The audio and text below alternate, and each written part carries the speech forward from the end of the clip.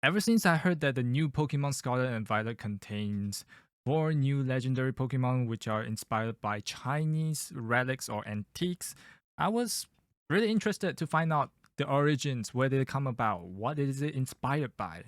So I waited for a YouTube video for a few days, but none came out. So I took it upon myself to do some shallow research about 30 minutes in, and then I presented it to my stream. And here's what I found.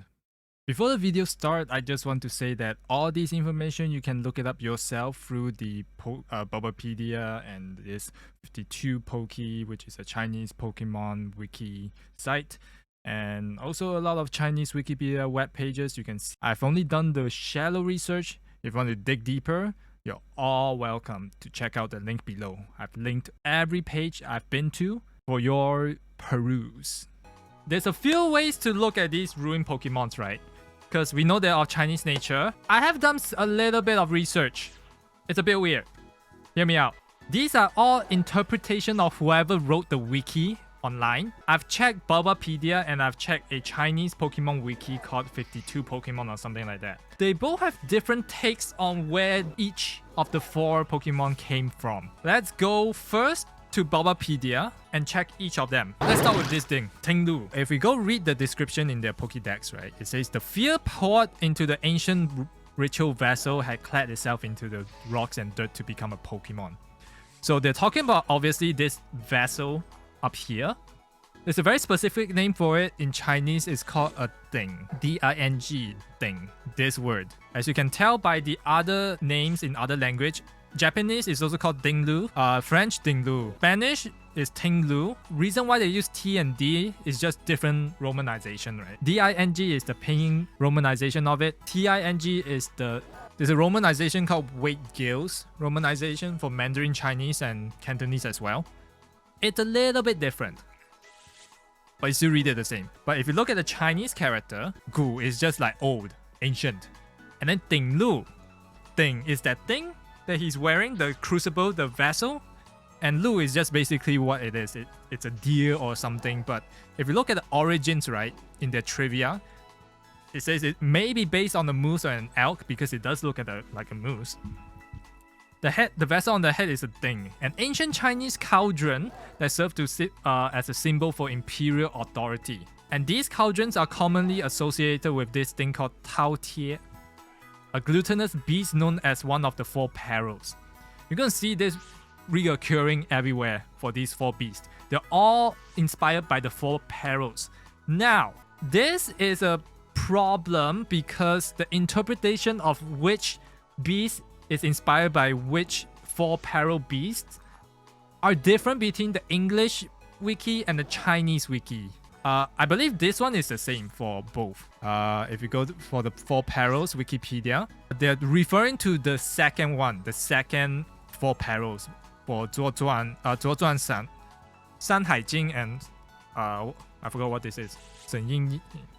It's basically the 4 criminals or the 4 evildoers or the 4 big criminals. Any different connection between the 4 horsemen? No, actually. Sorry if the video is a little bit poorly structured, but I was winging it as I was streaming it. Please bear with me. Thank you. 4 世罪. The 4 criminals are like, that's one of the 4 perils. There's another 4 perils which is more closely related to these 4 creatures, I believe, or inspired these creatures. One is the Hundun. 混沌. Yeah. The depiction looks a little bit like, okay, this depiction is the depiction of 混沌, which is basically a creature embodiment of chaos. And I believe one of the Pokemon that the Chinese and English and interpretation differs is like which one represents the agent of chaos. English, they interpret the snail being the Tao Wu. In the Chinese wiki, it's different. They interpret the snail as the chaos solely because of how it looks like. Because if you look back at chaos, it's a beast with nothing except for 6 legs and 4 wings. Because a snail doesn't have limbs and stuff, it's just a big torso, so it's The Chinese wiki thinks it looks like that. They think Wo-Chien looks like that, right? Well, it's inspired by that. But however, in the English wiki, they think the fish, the goldfish, is inspired by chaos. The yellow beast, faceless beast, described as the source of all chaos. I don't blame the difference in interpretation. Is it because like this fish is accumulated with envy and then it bursts into multiple conflict and the conflict refers to chaos? I don't know. Alright, these are the Chinese ones. And they say in their wiki, the snail is inspired by chaos. So it's a bit different, in different interpretation. We have to look at what this ding is. This ding, this vessel, ding, basically is the embodiment, like it's an important thing. But it's kind of weird. They are used in very mysterious way. You can go search out. They also have, some of them also have faces on it. But yeah, it's a crucible. I'm pretty sure you have seen like these crucibles or cauldrons everywhere.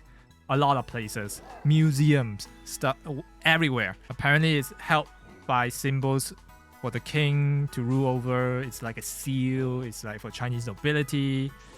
It's just the TLDR that I can see that you can read from this. But if you want to know more about what this is, you can go ahead. Maybe that has to refer to like whatever curse has been instilled upon it.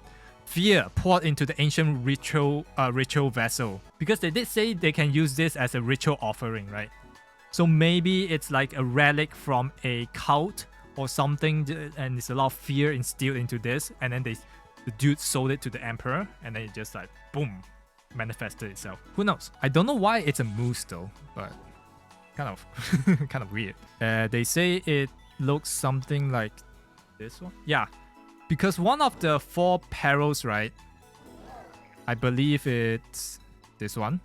Taotian, a glutinous piece, and then if you go to the Chinese wiki and you click on it, it literally shows a crucible depiction of Taotian on the cauldron. So that makes sense. That checks out. And in the description it says it has a beast head with 2 horns and then 2 like eyebrows or something, 2 ears, a nose, mouth, and stuff like that. This picture, it looks a little bit like a deer. All right, next one is Chien-Pao, Chien-Pao, because it's derived from the word Pao, which means is that a cougar or the other one? What's the other one? Leopard. Snow leopard. Yeah, yes. Maybe based off of snow leopard. It has the body of a weasel, and it's also based on the 4 peril called Chong-Ti, which is also a little bit like Kama Itachi.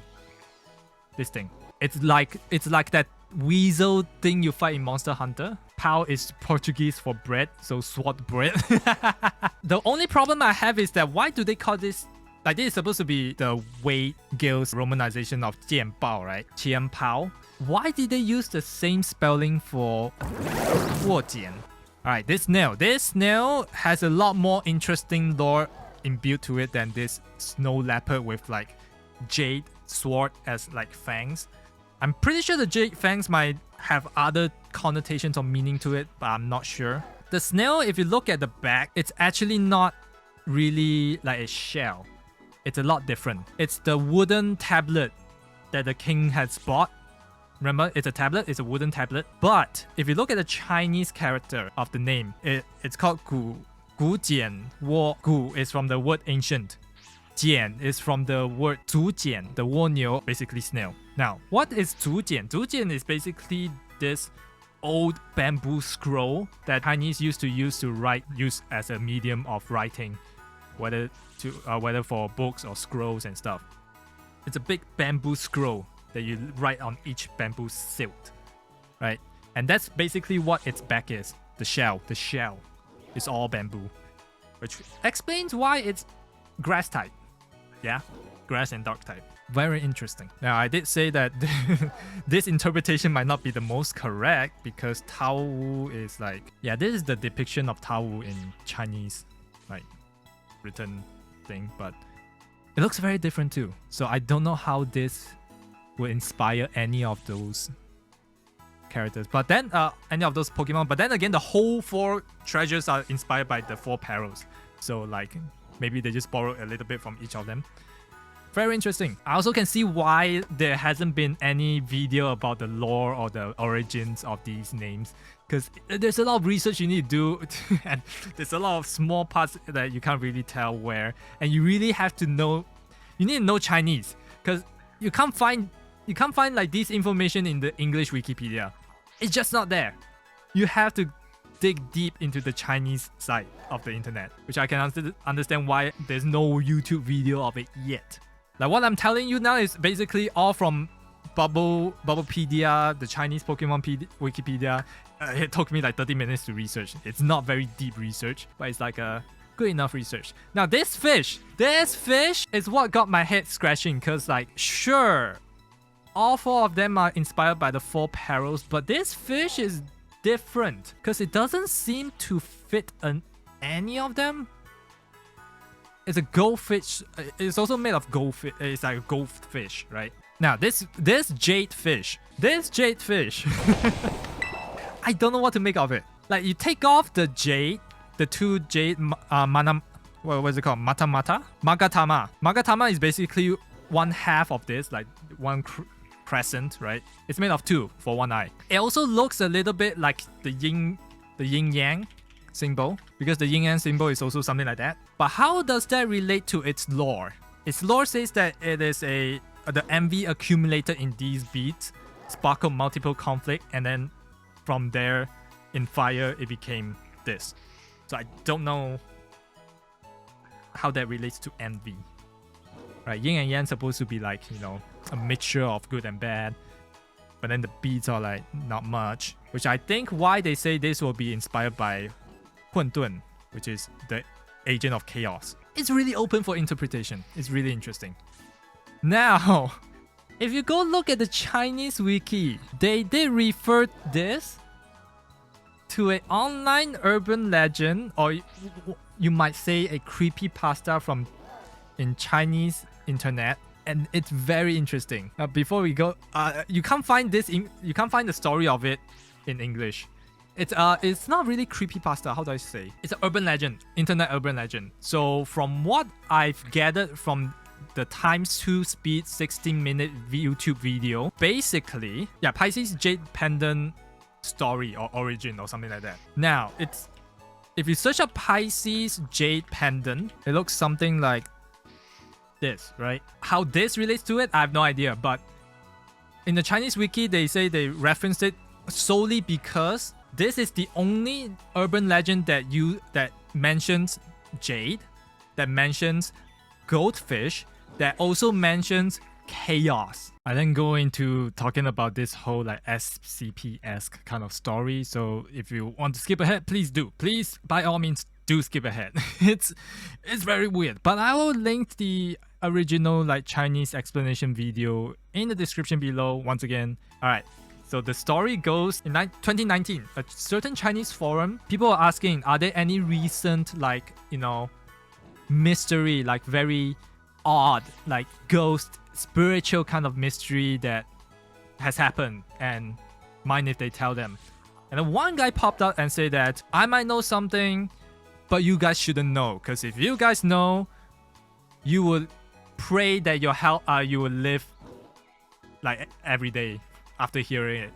And then he disappeared for like a good few months, and then people were like trying to get him like get him to talk about it. When he did reply, it was like about 200 plus deep into the reply thread, right? And then he said something along the lines of, okay, I can only tell you a little bit. It involves like the Chinese military, it involves an like expedition in like the rural part of China, and then it has to do with some kind of history. And then he stopped. And then another guy replied to him, telling him that if you keep talking, I'm gonna fucking choke you. And then it was silent for a few threads afterwards, right? And then he came up again, and then he talked about it. He said he was involved in this expedition with the military, where he met up in this room, and this like mysterious guy. The guy's manager told him that, okay, so I've brought these 2 here, see if they can help you with the expedition. And he looked at them and said like, okay, sure.